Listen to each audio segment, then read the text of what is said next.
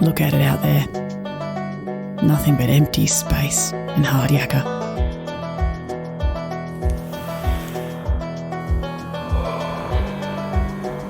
But we've got a job to do.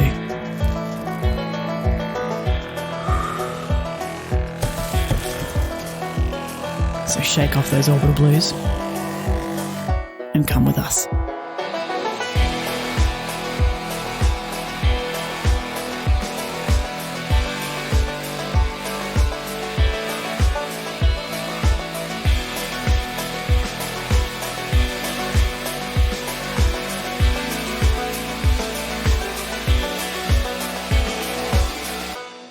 Hello, and welcome to Season 2 of Quest Fantastic. Since this might very well be someone's first episode of Quest Fantastic ever, why don't we go around and reintroduce ourselves? Oh yeah. What an idea. We've got names. Human names. We've got names and backstories. No, they can't have the backstories. You can have my name. I wasn't going to give them the backstory. I'm not having my identity thieved. Through backstory.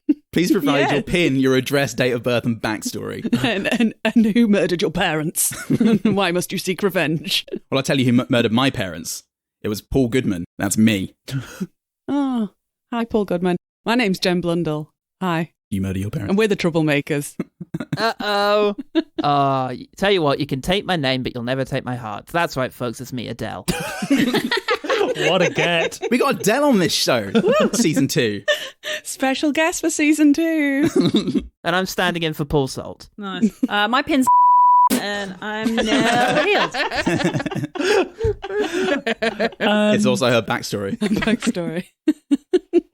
Break the code. And if you can, you get all of Nell's money. That's this season's poetry points. That's right. Poetry points are back, and we've got Adele.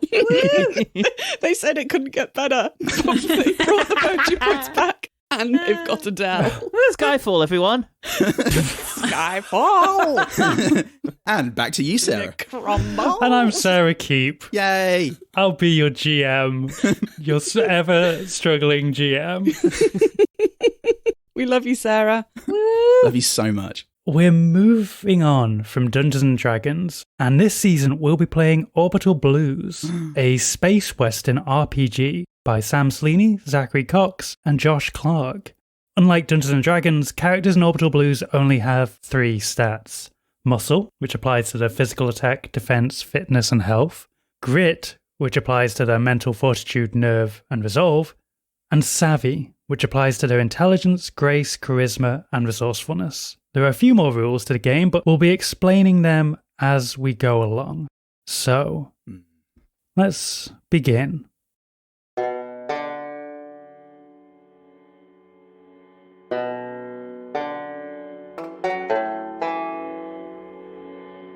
This is an intergalactic age of cowboys, outlaws, and bandits, playing on an interstellar stage. It is a time of hyper-capitalism and a cutthroat gig economy. Unreliable trash heaps carry scrappy underdogs to their next gig, and corporation freighters lumber across the horizon, laden with an empire's bounty. In this vast galaxy of planets, we start our adventure on Valkverden, a desolate desert planet. While the planet itself might be lacking in many crucial elements for the sustaining of life, such as water, it makes up for it with an abundance of a more desirable resource: oil. The town of Humberstone lays at the bottom of a great cliff. I will return to this town in due course, but our story actually begins a little way outside of Humberstone. Paul, can you please introduce us to your character and describe to us their, for lack of a better word, home? Me? Yes. Yes. Okay, good. I'm just wandering through. What's up? Basically, if you imagine a sort of endless desert plain, sort of stretching out in every direction, populated with small, sort of very sparse little trading areas, but also sort of farmers just in the middle of nowhere, just trying to scrap a living from the bleak wilderness they're unable to escape. And amidst all of that, lonelier still, a lone figure, a sort of bald-headed woman clothed in sort of rags with large eyes and a sort of furtive look about her, roaming the desert with no tribe and no kinsman, and no one really to speak to or to know her name, which she uses to call herself when she has reason to do so, and is Cough. So, Cough, you try to limit your interactions with the people of Humberstone as much as possible.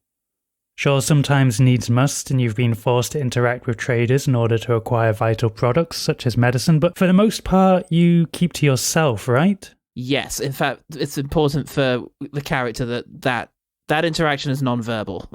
So, if anything, pretty much Cough steals what she needs when she needs it, coming under the cover of darkness, taking what she needs, and then fleeing back into the desert when necessary, when she rouses the farmers. There is one particular family that she tends to prey upon in this way. Oh. Harmlessly. Just stealing enough to get by. Well, lately there's been a lot more activity around than you are generally comfortable with. From your home, you've seen large freighters landing and moving truckloads of equipment to the Evergreen oil refinery at the top of the cliff overlooking Humberstone. How do you feel about these people? Largely fearful, largely the sort of concern of being caught in any way, or having her own sort of meager resources that she has access to stripped away in some way. Yeah, potentially some sort of instinct that this might mean displacing the family that she tends to steal bits of old bread from, and that could be a concern. Otherwise, not really any understanding of what they might be doing. Well, as you sit in your favourite place in the galaxy, a spot where the sand is particularly soft and the beetles bountiful, Love those beetles. you are knocked back by a slipstream as the largest freighter you've seen yet flies dangerously close to the ground, whipping up the sand and disrupting your happy place. Oh. A sort of wide-eyed alarm, and then trying to scuttle away into the cover of darkness. In a endless desert plain, where do you find darkness?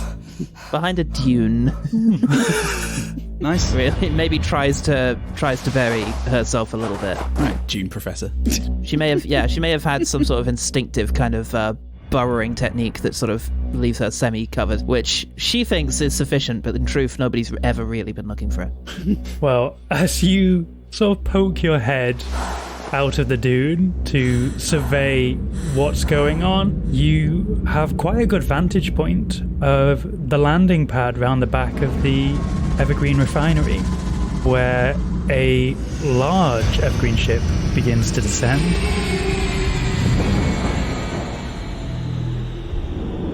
As the doors on the side slide open, you see many people begin to pour out, but instead of the usual refinery workers you've seen before, you see heavily armoured and well-armed people pulling dollies stacked high with crates.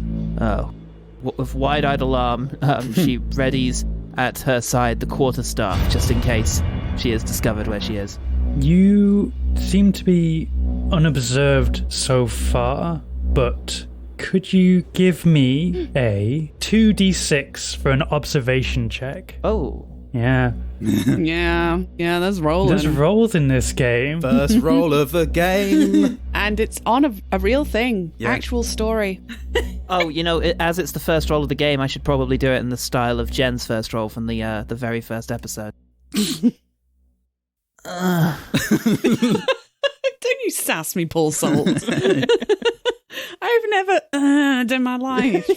Go back and listen to the first episode. Episode 1, motherfucker. I shan't. You can't prove it. I rolled an 8. What am I adding? Sorry. So it is just a flat observation check. When you do an observation check in this game, you do not add any stats to it. Right. But an 8, you see that the equipment they are unloading looks valuable. Now, does value hold any meaning to you, Koff, or is it really only food that you seek to steal? I can think of no circumstances in which she would have experienced anything of value before.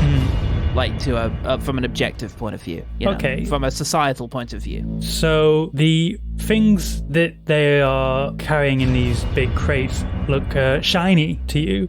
Yeah. Ooh. She takes heed of this and notices it. It's the shiniest thing she's ever seen. Yeah. Is that something that would interest Koff? I don't know. I don't know if she would have associated the idea of bartering. No, more sort of curiosity, possibly even fear. What does it do? What's this shiny thing? You have no idea. You probably also have no idea of language, do you, Koff? Not much. It's it's certainly not internally. It'll don't worry, it'll happen if and when she experiences another human being. Well, Don't worry, listeners. Don't worry. written language is what I should have said. You cannot No. read. No. So the scroll on the side of these crates is meaningless to you. Can you give me a grit check, please? 2d6 and your grit stat. Okay, that is 3. Oof. As the shiny items in the crate pique your interest, the sand of the dune gives way under your hands and you tumble forward, Sandworm! head over ass down the sand dune, making a significant sound as the sand shifts below you. The people that were unloading these crates take notice and start shouting and pointing. What do you do? Get up and run. Can you give me a Fast I can. muscle check, please? 2d6 plus your muscle stat. It's a 7. A 7. Okay. You make haste. Ooh. You are so used to the sand, it is quick under your foot, but as you are gaining distance away from this place, you hear gunfire go off. But you are fine, and you have the time and distance to get away from the oil refinery and go back at nighttime if you so wish, but also maybe stay away from there if that's also your purview.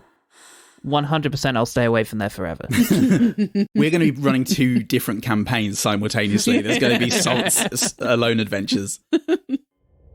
We move now to space. Space! No longer the one place that hasn't been corrupted by capitalism. No!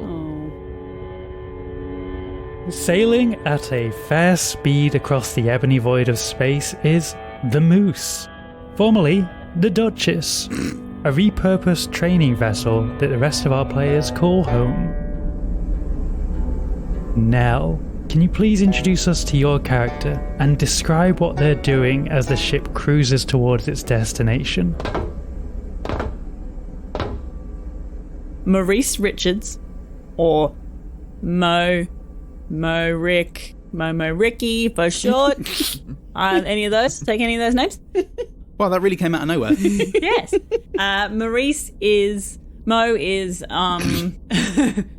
Mo is quite tall, almost 6 foot. Not quite. Tells people she is. Says a lot. She has dark hair but has a shaved head. Ooh, twinsies. Who needs hair in this game? Who needs hair? It's space. Who It's needs annoying. hair in space? Yeah. Future. Just slow you down. Imagine trying to put that shit into a fucking helmet. No. Yeah. That's true. She wears a very battered, beigey, browny coloured aviation-style jacket with loads of pockets. And there's things in all of the pockets. Oh my god. Black jeans, skinny black jeans, specifically. Black combat boots. And she is having a dart in the... do you guys call them darts? Probably not. She's having a smoke in the... Yeah. I thought it might be slang for a poop. She's having a dart. That depends on the kind of poop. Bad news, everyone. It was a dart. Don't go in there. She's having a dart, a durry, a ciggy, a cigarette in our designated smoke zone as the ship cruises along.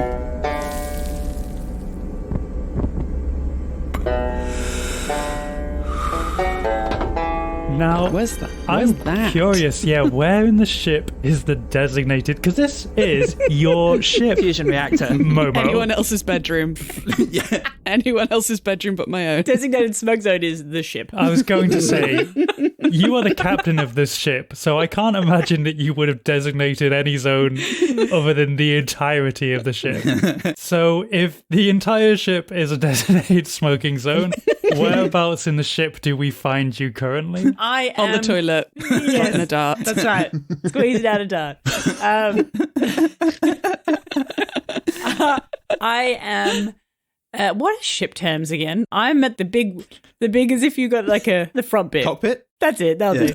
The bridge. The Bridge. Thank you. There we go. The bridge. Oh, okay. So, as you sit on the bridge, you see the console flashing rhythmically to signify that the autopilot is in effect, and you don't have to really pay that much attention.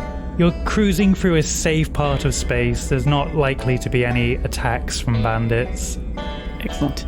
And you're still about half an hour out from your destination. So you're just sort of chilling. Me pretending to smoke. Do you want a prop cigarette for effect? No, it's okay. But maybe later on. Yeah. Nell and Goodman are going to be actual smokers by the end of this campaign, aren't they? Oh no. No, don't worry, because these prop cigarettes I bought, they're like herbal cigarettes, right? Yeah. I went out this morning and I lit one, not to smoke it, but just to sort of have the vibe. And it was fucking gross because it smells of cigarettes. Oh no! I don't know if anyone told you this, but cigarettes smell of cigarettes. So what? Nell's doing a shed. So In my captain's chair as well. Like, I just don't care. Hey, it's the future. Maybe your captain's chair could be a toilet as well. Like you press a button, it's a toilet. It's beautiful. You bought it in Japan. I did. Japan too, New Japan. Yeah. But Momo, Yes. as you sit there smoking away, you hear a low rumbling sound and realise that it's not coming from the moose, but instead your stomach. So it might be a good idea to have something to eat before you land. All right. Can I trundle off to the galley. The galley, thanks. So we move over to the ship's galley, where we meet another crew member of the Moose. Paul, can you please introduce us to your character and describe what they're currently still on the up planet. to? Hey. Goodman, can you please introduce us to your character? Gosh, Yeah, so- an endless well of jokes, this confusion. Endless well of jokes. Oh, it really is endless. Why didn't we tap into this in the first season? Then would have been popular. Didn't need it. Now we're scraping the barrel. Oh, that's true. Fucking hell. That's what this feeling is.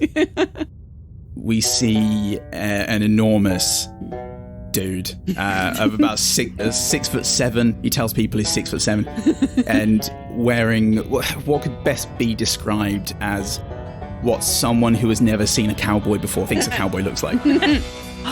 What a vintage vibe. It's a vintage vibe. So hipster. His clothes, if they weren't covered in a mixture of smoke, chewing tobacco, and cooking fat, would be vintage and fetch him quite the sum.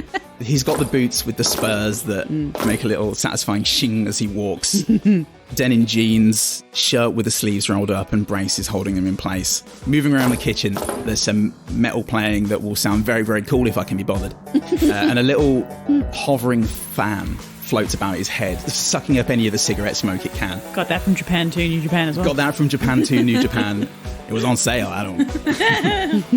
But as he leans over the industrial baking oven that's situated in the galley with a cigarette on the go and a furrowed brow, he opens the door, waits for the smoke to clear, finds the cigarette still impairing his view a bit, takes it out of his mouth, stubs it on his hand and tucks it behind his ear, and plugs in a little lump of tobacco instead, and just has a little bit of a suck on that as he inspects the very basic Victoria sponge that's currently taking shape in the oven.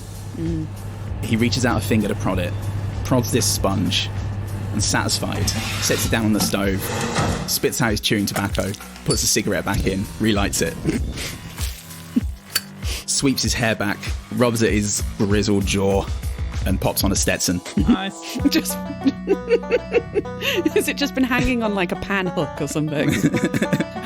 The little Yeah, pretty fan has been carrying it for The you. little fan has been carrying it. And then he drops it on your head. Oh, Thank you kindly. We put smiley face on the fan. He turns around and Maurice is there. Oh my god. I didn't know you was there. You know what happens when people interrupt me mid-bake? Well, I'm sorry, mate. Eli, how you doing, buddy? Well, the sponge turned out pretty good. I'd say there's some sponge. It smells good. It ain't quite ready, though. Of course, I gotta smother it in butter, and, we gotta go find some butter first. Shouldn't have taken care of this bit first, but I've been awake for some time, and, I had to stay useful. You know how it is. Well, mate, I am absolutely hankering for a snack. How far away are we talking? I mean, if you want it non-buttered, you go right for it. I love snacking on cake just as much as the next, but if you want a snack, if you want something substantial, then you're going to want to go down and see Poe. Okay. This ain't going to be done for a while. Well, I got me dart. That's a nice snack. But I am going to need something a bit more substantial, I think. I could give you something to chew on. He holds out the tin with the the tobacco chaw rolled in gloopily around in it. Good for you. Look, I love a ciggy as much as the next bloke, but I think I will pass, mate. But thank you. No worries. What do you think goes with sponge? We got any fruit? What? Yeah, sorry. Thought maybe some fruit, but yeah, that's probably doesn't exist anymore, does it? We's a long way away from planet Tropicana. The one place that everyone gets their pineapple. Oh, that's canon now. Yeah. Planet Tropicana TM. And that man with that big plantation owner's hat. What's his name? It is probably time The we... fucking name of that guy. Sorry. The fucking... Colonel Sanders. No, the something man. As KFC took over Tropicana, they merged. No, it's It did. It's like a fruit, like an orange. Giant it's orange. Like a character. Orange man. Peach boy. Guys, there's no way the rest of this episode is going to make any sense until we get this. Oh, fuck it. Banana Man. I remember. Bananas in pajamas. Del Monte. The Del Monte man. The Del Monte man. The Del Monte man, yeah. Sarah got it. I don't know what that is. 1 second. They sell bananas. This is the most important thing. Del Monte man. I don't know what the Del Monte Oh. man is either now. He just looks like a guy. I thought it was going to be, in my mind, this was going to be... It's going to be good. I thought it was going to be a fruit, like a giant fruit with a face or something. No, that would have been good. Yeah. No, that's just the Del Monte man mascot. You know what the man from Del Monte said? He said we can't come back until we got real money. Yeah, well, No more war bonds, he said. that's not really stopped us in the past, mate, but I feel like if we get close enough to Tropicana, we should probably just call in and get some more fruit. Yeah, until then, I got some sugar and I got some salt. If I heap enough of them in some sort of combo, it might get the desired effect. Look, mate, I will leave that to you. You are a star baker. I will leave you to it, and I'm getting some snacks. TM. Star Baker with capital letters, might I add. Capital S, capital B for Star Baker. Thank you, Cal. You know me, I like to stay useful. I clap you on the shoulder and I move on. That's such a bold thing to say because they know that Grand Emperor Maryberry is the only one who can do that. Oh my god, that's also canon. She exists Not in this since world. she left. Grand Emperor Maryberry. She's still current to me, Jen. Do you know somehow that that's the one like cooking sauce that Eli has is a fucking data chip with Mary Is it really? with Mary Berry recordings on it. I swear to God. That's so good. Is that really what it was? Yeah. Yeah. Well, with that, as Maurice leaves, he turns around and he looks around to make sure no one's around except for the fan. Yeah, Looks yeah. up at the fan and goes, "No, I could trust you, fan." And he pops in the data chip into The fan is my secondary character. You got it, boss! That's not canon. No. Oh. Yeah, and then up comes a delightful sort of rustic scene of Mary Berry, Oh. and she's saying something that everybody loves, and he's there just mouthing the words. He knows it off by heart. Oh my god! And then you got to stir them and got to make sure it's the right texture and consistency. And this fades out as Maurice continues. So, Maurice, you continue your search for food by hunting out Poe. Jen, can you please introduce us to your character and tell us whereabouts in the ship they currently are? Now, my default was going to be the galley. So now I have to think of something. Where is Poe? I'm right here. Yeah. Here all along. On the toilet. Dropping a dart. Squeezing Nice. out a dart. Yep. Baking a dart. Yeah. Went in as soon as Momo left. My character is in its bedroom. Oh. We pan over to a standard ship's cabin. In this one, there is a small single bed on the right-hand side. There's a little writing desk built into the wall on the left-hand side. And on the floor, in the centre of the room against the far wall, there is what appears to be a microwave plugged into the wall. And we look a little closer at this microwave and we realise this microwave has a small square on top with a large smile painted onto it. And above that, 2 round cameras currently closed off. And then we see them blink open and realise that these cameras have been designed in the shape of eyes. And then the machine body rattles from side to side a little. And out from the sides, 2 segmented tubes extend. At the end of one, a pincer. And at the end of the other, did I say a pizza slice? Did now. Let's say that it's like a detachable. So you can have a pizza slicer on there, but you can also change it out for when that might be. Hook style. Yeah.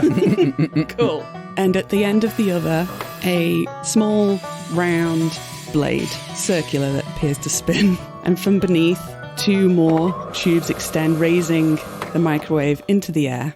And then the plug detaches from the wall and rattles into the body of the machine. And it appears to take a couple of steps forwards.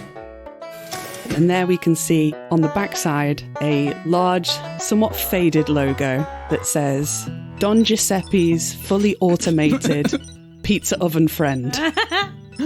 The machine stands there for a second, snapping its pincer once or twice, blinks another couple of times, then it trundles out into the corridor, which I think is where it intercepts Captain Momo. G'day, Poe. It's Mo. Captain, good morning, Captain. How are you doing today? Good, my old friend. How are you? I am very well, fully charged. Good to hear, mate. Good to hear. Can I be of service, Captain? Well, Poe, I was actually wondering if you had any snacks. I'm pretty starving. And the little body of the machine jolts for a second in apparent excitement. Captain, how about a pizza? Mate, that would be sensational. That's what I call a snack. Now, Poe, I know you don't really... What about folding it in half? How do we feel about this? Now, That is a sin against pizza law. Just start short-circuiting. No. the smile that is on the little head on top of this microwave-esque body is fixed, it's painted on, but the eyes do blink open and shut for a second. And then pizza oven for this also goes by the name of Poe, replies, I can see what is in the freezer. But I suspect I have not purchased any folded pizzas because I do not agree with the concept. You do not understand, Captain. The insides do not cook correctly. That's all right, Poe. I was just pulling your leg, mate. Just pulling your leg. The little robot leans forward and looks down at its legs. Sorry, Poe. The expressions are... It's a little bit awkward. I'll stop using them. Please, Captain, repeat it. I was just pulling your leg, Poe. Pulling your leg. Yes. Pulling your leg, Poe. I was having a bit of a joke. Means pulling your leg means having a bit of a joke. Yes. A Poe. bit of a joke at my expense. No, Poe. Yes.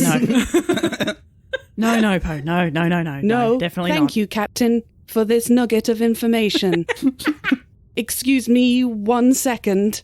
And the little machine turns round, totters back into its quarters, and we see over on the writing desk there is a small, like, piece of paper and a pen. Oh. And with its little pincer, it picks up the pen and very slowly writes down, Oh, no. pulling your leg. Horrified to think that all of the things on your piece of paper are just stupid shit that I've said. It says shit cunt.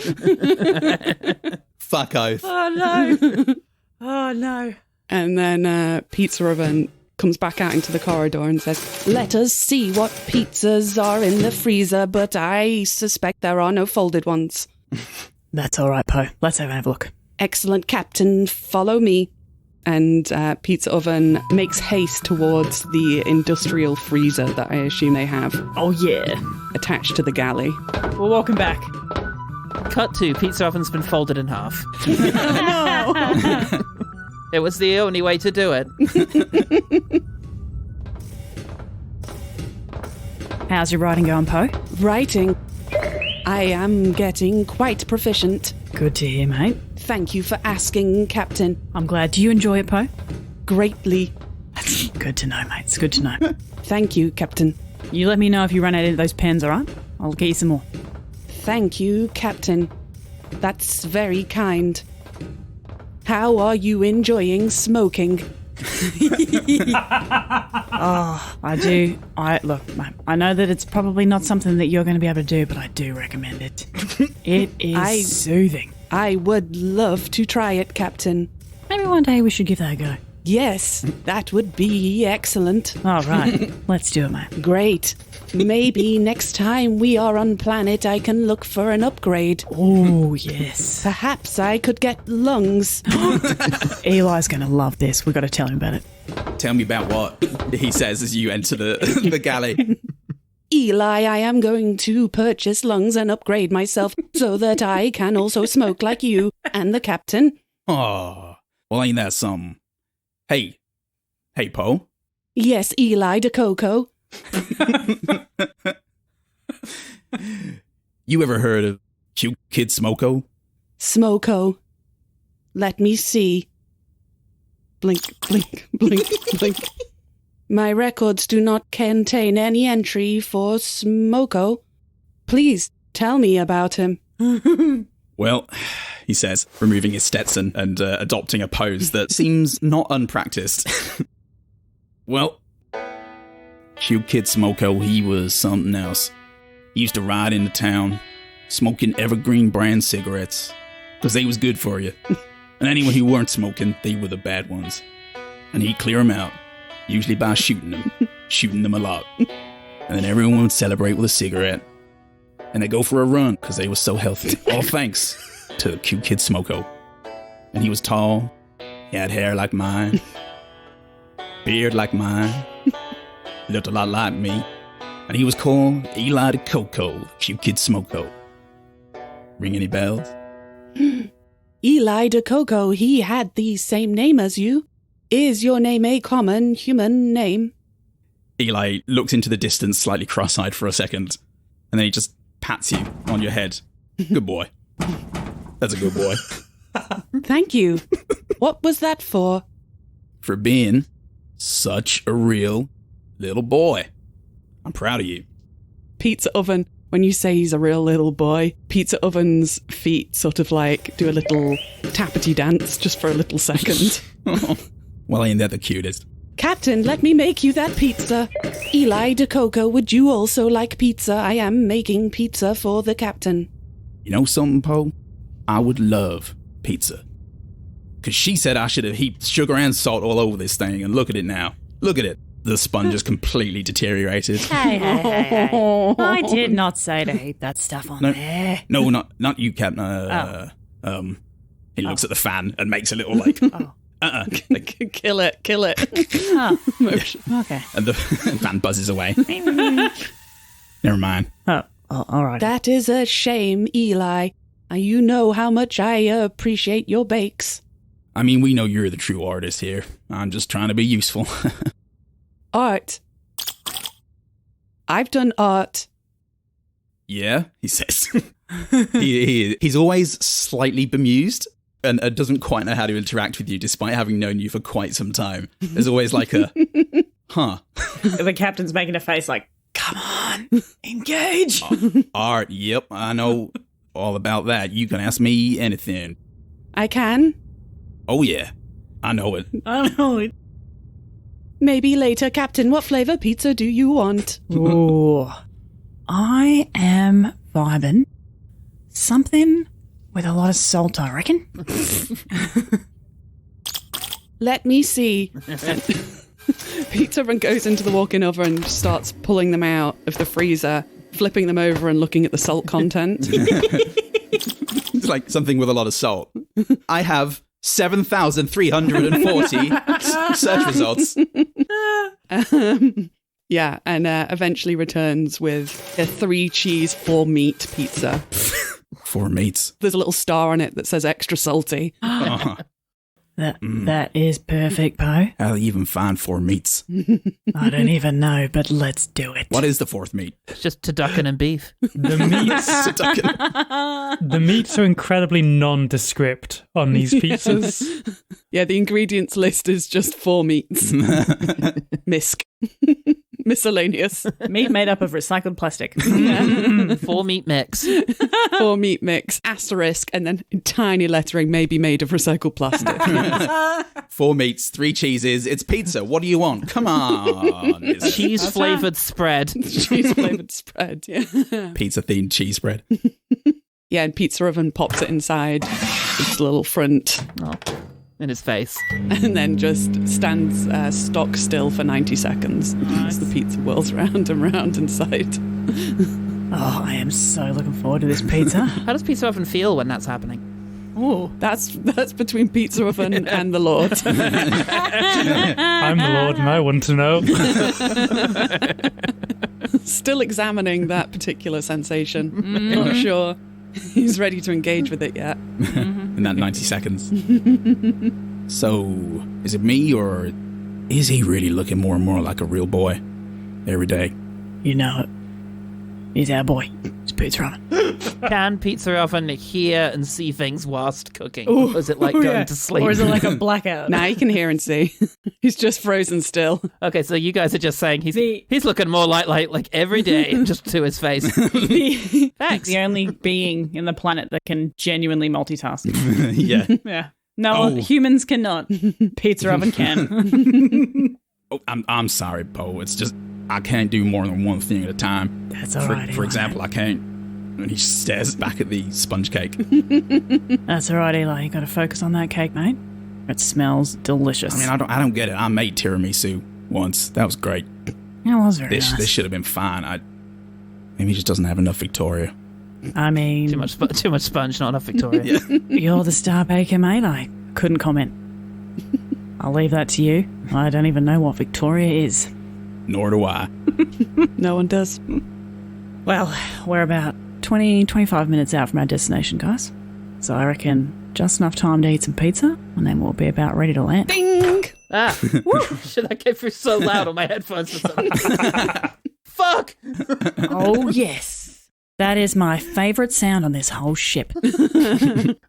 Captain, pizza is served, and then the door pops open and a little shelf slides out from below the microwave part, and Pizza Oven, the pizza slides out. Yes. And with the little circular blade, Pizza Oven slices the pizza up in just like a rapid, practiced motion. Nice. Yeah. Almost as though he was programmed to do it. Yes. How does the pizza look?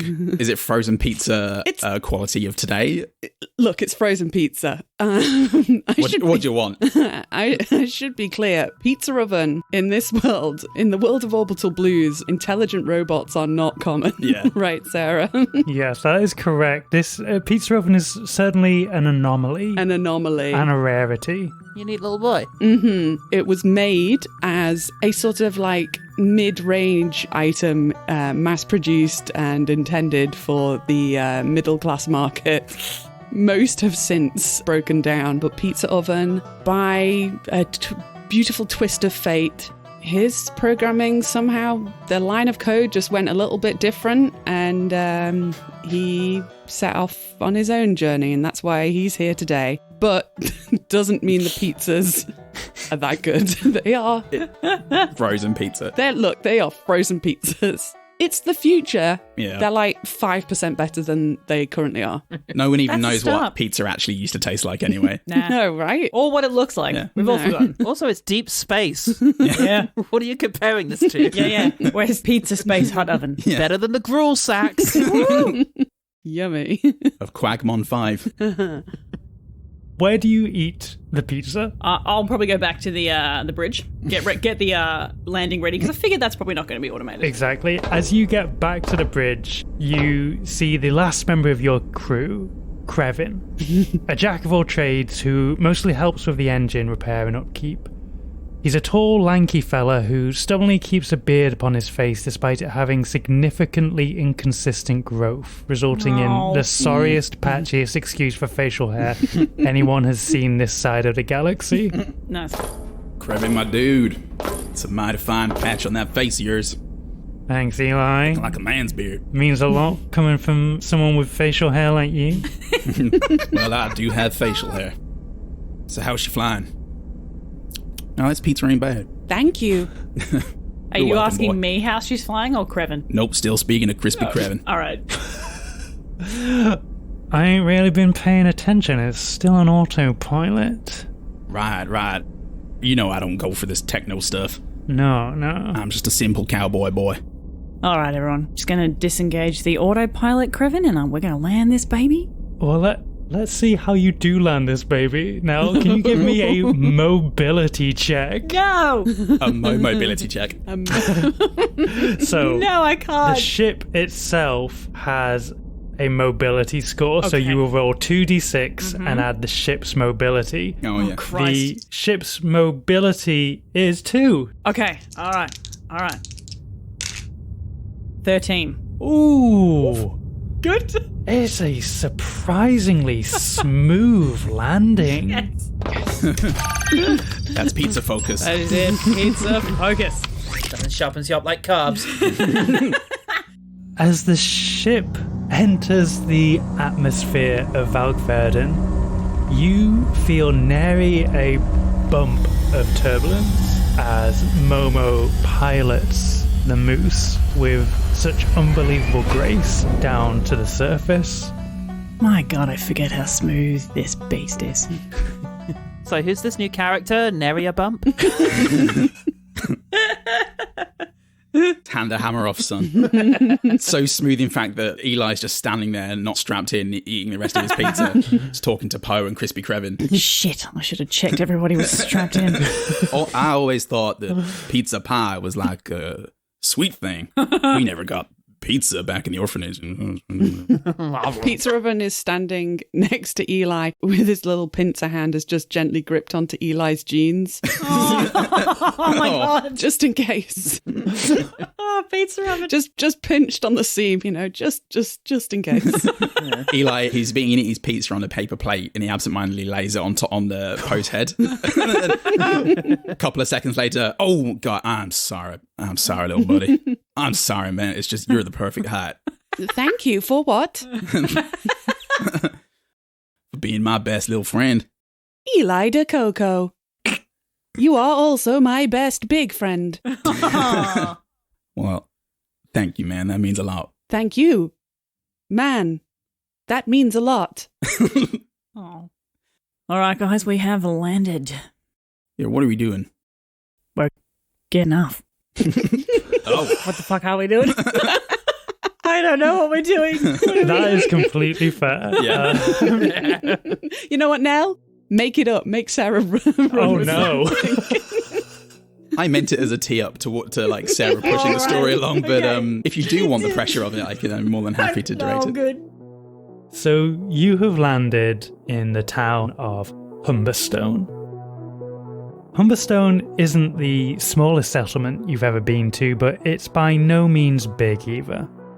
The cracked tarmac on the roads has seen better days as one too many overladen tank rigs have driven through on their way from the refinery to the transport depot, The town mostly consists of accommodation for the refinery workers, combinations of houses, apartments and bunk rooms cheaply installed by the Evergreen Corporation many years ago, and definitely showing their age and dilapidation.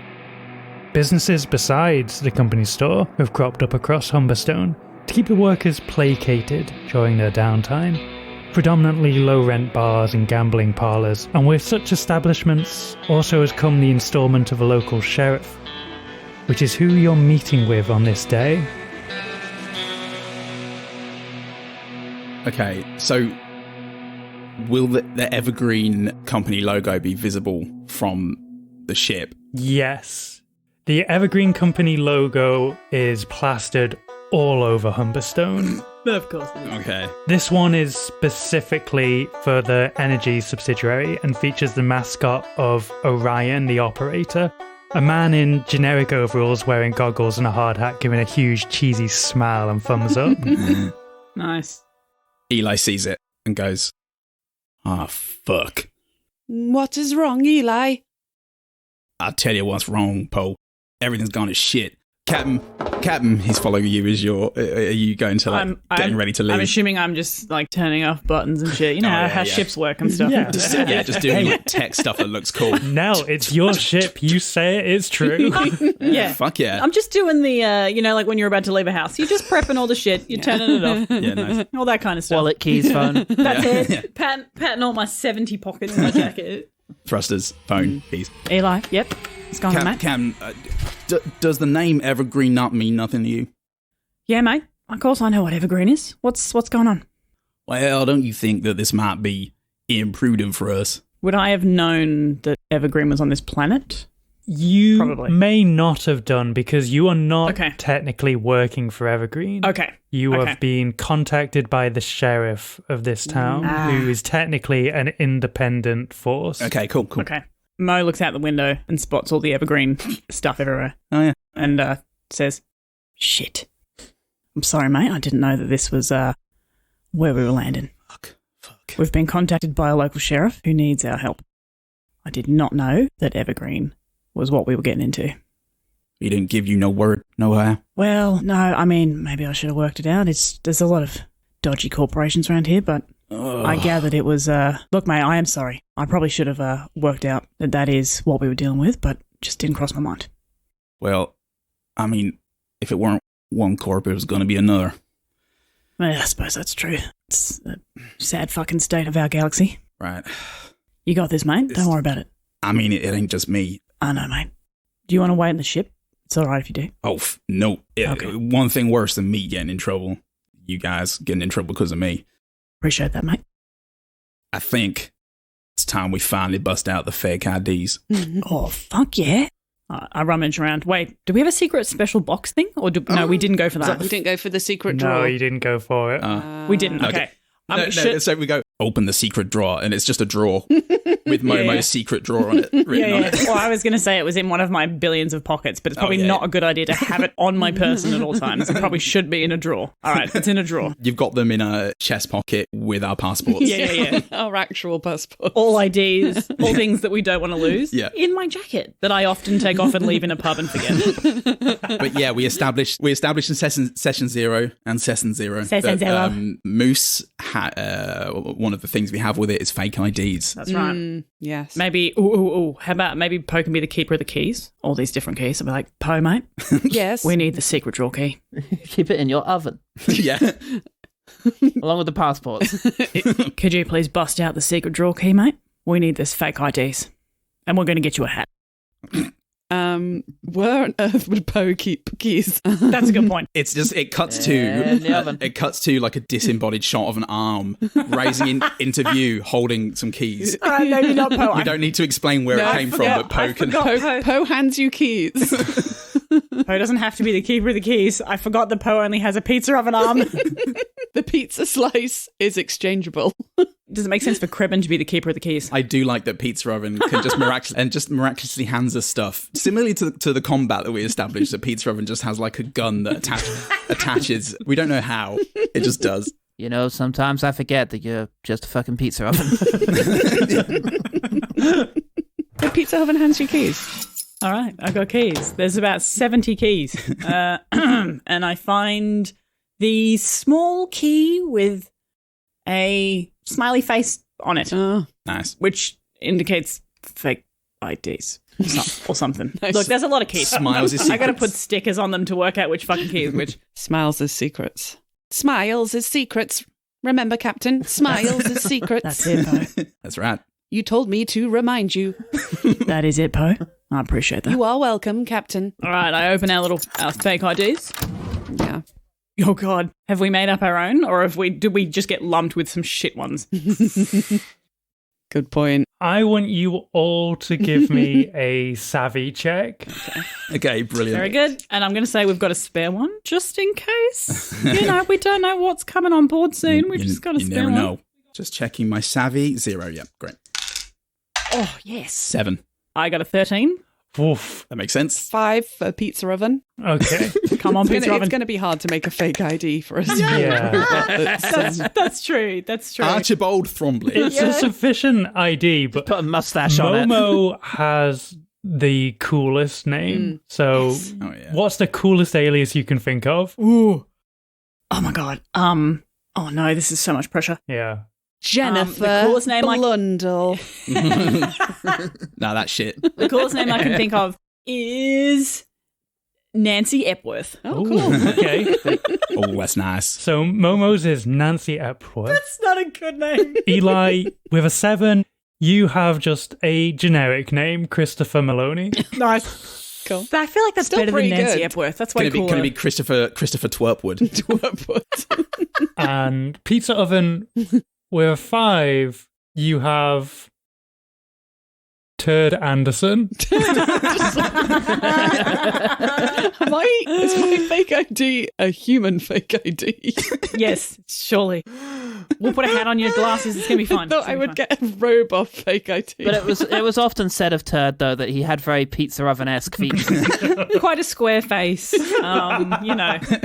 Ugly sort of child. It's almost like you don't need a fake ID. yeah, true. Maybe Eli and Maurice made him one. Yeah. There you go. Oh, to make him feel included. Yep. Yeah. Yep. That's cute. And I it's feel got, like little I feel like drawings we on it. shouldn't have chosen Turd then. That's terrible. If we made it, that's terrible. No, you said something else and the person making it completely misheard. Oh, okay, yeah. You said Bert. Oh, yeah, okay, all right. Oh, God damn it. I keep forgetting this Turd. Yeah, this ain't right. This ain't Sorry, good. Poe, this is not okay. Don't worry, Captain. I love it. All right, as long as you love it, mate, that's all that matters. Yeah, that's right. I love it very much. Is Crispy Krevin coming with us? Yes, Crevin's coming with you. Oh, yes. Okay. Oh, nice. Oh, wait, did we establish what Kreben's ID says? Crevin's ID says Dunkin' Donuts. And no one remembers what that is, so Yeah. it's fine. Yeah, so it's fine. TM. Yeah, Dunkin' Donuts TM. All right, crew, are we prepped and Can I ready? hold my ID? Absolutely, mate, absolutely. I've handed them out to everybody. Yeah. Great, he's holding it.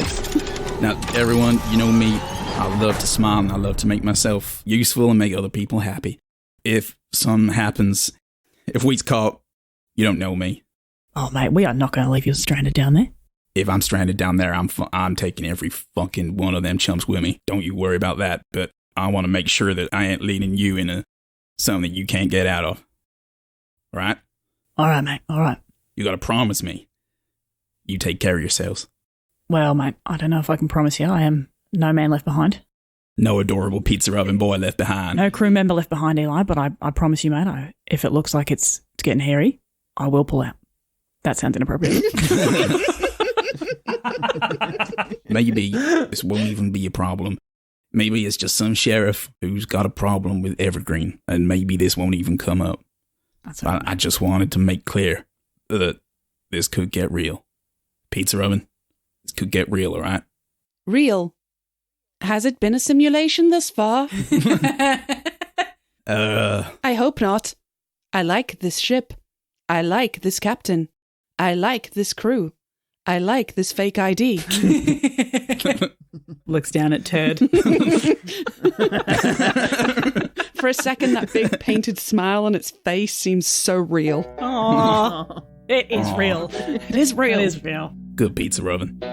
Your little pizza oven. But you all disembark the moose and begin across town towards the sheriff's office, eager to find out just what this job will entail.